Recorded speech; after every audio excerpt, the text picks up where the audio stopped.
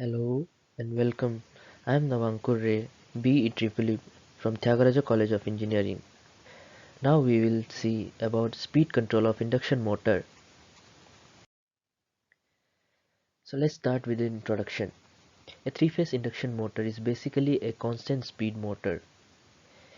It has low cost and rugged construction. It can also work well in a dusty environment, so maintenance requirement is less, and therefore it is widely used in industries. And the speed control of an induction motor is done at the cost of decrease in efficiency and low electrical power factor. Then everyone will have question that why speed control is needed. In industrial application, speed varies with number of tasks. So speed control is necessary to do mechanical work in a proper manner. Even intelligent speed control reduces the maintenance and servicing cost of any plant many times over, thus saving considerable time and money. And with this, it will help in managing the energy requirement by the industry. So before going, let's have a look on basic formula for rotor speed. As you can see here, this is the formula for rotor speed of an induction motor, where we can from the above equation it is clear that the motor speed can be changed by change in frequency or a number of poles or by slip. Speed control method of an induction motor can be classified as pole changing method, stator voltage control, supply frequency control, rotor resistance control, slip energy recovery. And further, the pole changing method is further divided into three types. They are named as method of consequent poles, multiple stator windings, pole amplitude modulation. So pole changing method. From this equation, we can see that the rotor speed is inversely proportional to the number of poles. So it is evident that by changing the poles we can vary the speed. So this method of controlling the speed by pole changing is used mainly for squirrel cage motor, because the cage rotor automatically develops a number of poles which is equal to the poles of the stator winding. The pole changing method further divided into three types. First one is multiple stator winding. In a multiple stator winding method, two windings are provided on the stator which are wound on two different number of poles. One winding is energized at a time. Let us consider that the motor has two windings for 6 and 4 poles. For the frequency of 50 Hz supply, the synchronous speed will be 1000 and 1500 rpm. If the full load slip is 5%, then operating speed will be 950 and 1425 rpm respectively. So with this we can say that it has two different speeds for a single induction motor. This method of speed control is less efficient and more costly. Second method for pole changing is method of consequent pole. In this method, a single stator winding is divided into few coil groups. The terminals of all these groups are brought out. By simply changing the coil connection, the number of poles can be changed. The number of poles can be changed in the ratio of 2:1. The figure shows the single phase of a stator winding which consists of a 4 coil. The coils are divided into two groups named as AB as a pair and CD as a pair. So group AB consists of an odd number of coils, that is 1 and 3, whereas group CD consists of an even number of coils, that is 2 and 4. The two coils are connected in series. The terminals A, B, C, D are taken as you can see in the figure. The coils are carrying current in the given direction by connecting coil. groups either in series or in parallel as shown in the figure. If the current through the coil of group AB is reversed as shown in the figure, all the coils will produce north poles. The flux of the poles group should be passed through the given space between the pole group to complete the magnetic path. Thus a magnetic pole of opposite polarity is induced. These induced poles are known as consequent poles. Thus the machine have twice as many poles as before, and the synchronous speed became half of the previous speed. And third one is pole amplitude modulation technique. Pole amplitude modulation technique is a flexible method of pole changing which can be used in application where speed ratio other than 2:1 are required. The motors designed for speed changing based on the pole amplitude modulation scheme are known as PAM motors.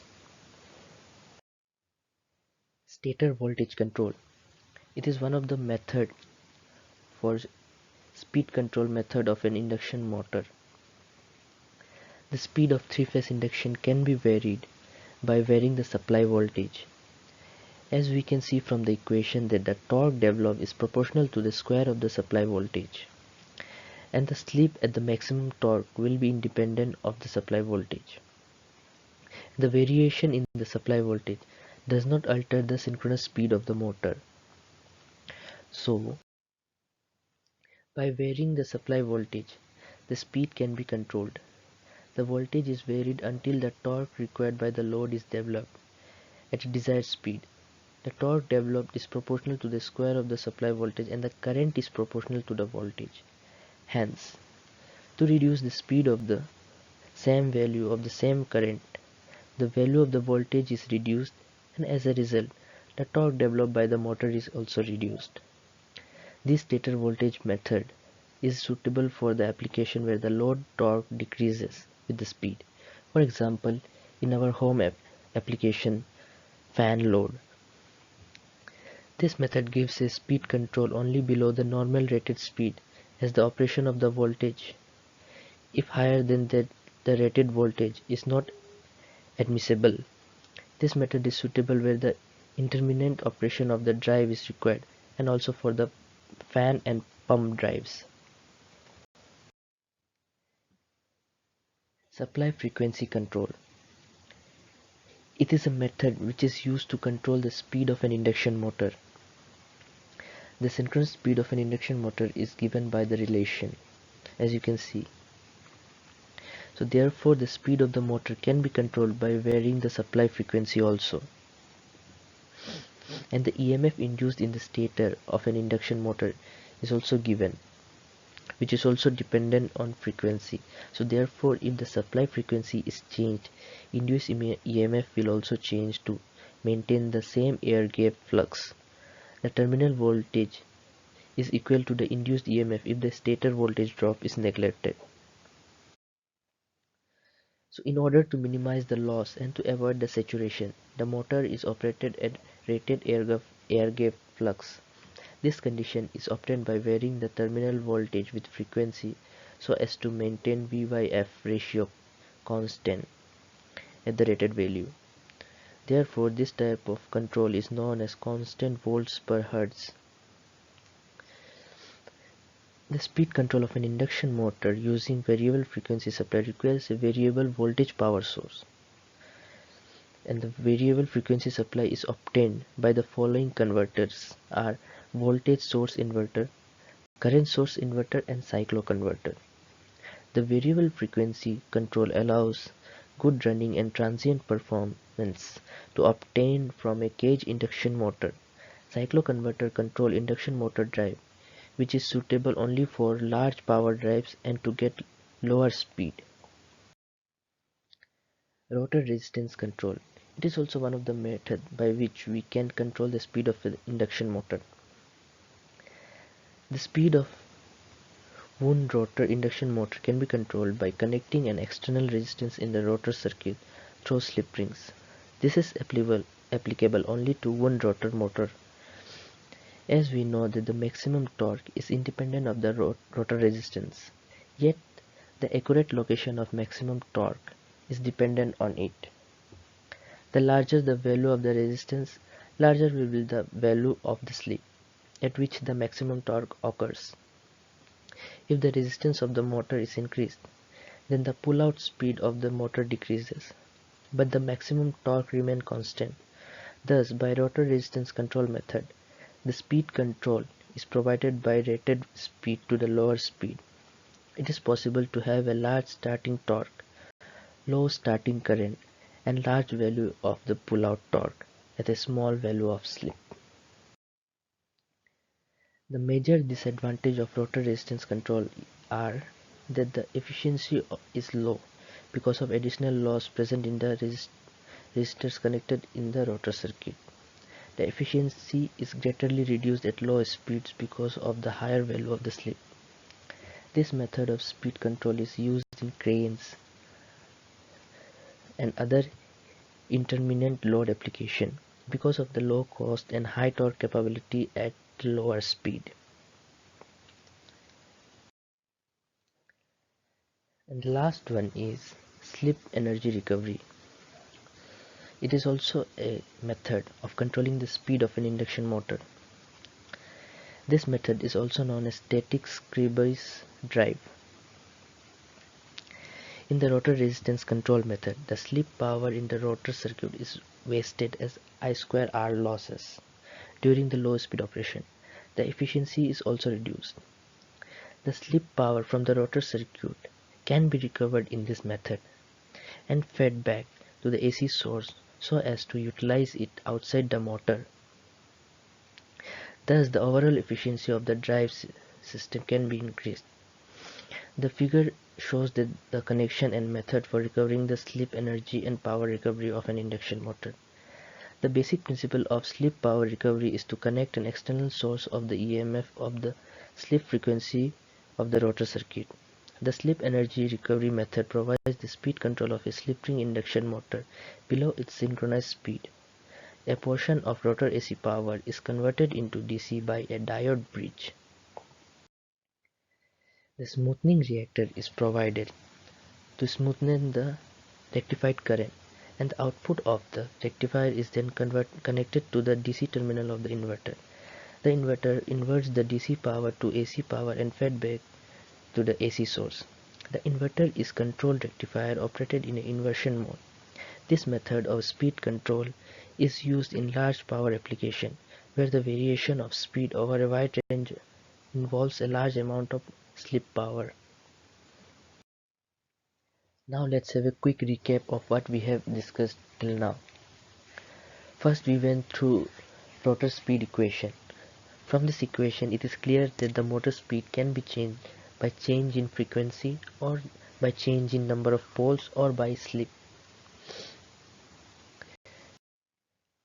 Next, we saw different type of speed control methods of an induction motor. First one is pole changing method. In this method, there are three different type of more method. So first one is multiple stator winding. In this method, two windings are provided on the stator which are wound on two different number of poles, and in this method one winding is energized at a time. And the second one is method of consequent pole. In the method of consequent pole, a single stator winding is divided into few coil groups, and the terminals of all these groups are brought out. By simply changing the coil connection, the number of poles can be changed. And the last one is pole amplitude modulation technique, which is a flexible method of pole changing which can be used in application where speed ratio other than 2:1 are required. Next method is stator voltage control method. The torque developed is proportional to the square of the supply voltage, and the slip at the maximum torque will be independent of the supply voltage. So the variation in supply voltage can change the speed of the induction motor. Next is supply frequency control method. In this, the supply frequency is changed, then induced EMF will also change to maintain the same air gap flux, and therefore the change in speed occurs. Next one is rotor resistance control method. The speed of the wound induction can be controlled by connecting an external resistance in the rotor circuit through slip rings. This method is not applicable to cage rotor induction motor. And the last one is slip energy recovery method. In this, the slip power from the rotor circuit can be recovered and fed back to the AC source so as to utilize it outside the motor. Thus, the overall efficiency of the drive system can be increased. And this is the reference. Thank you.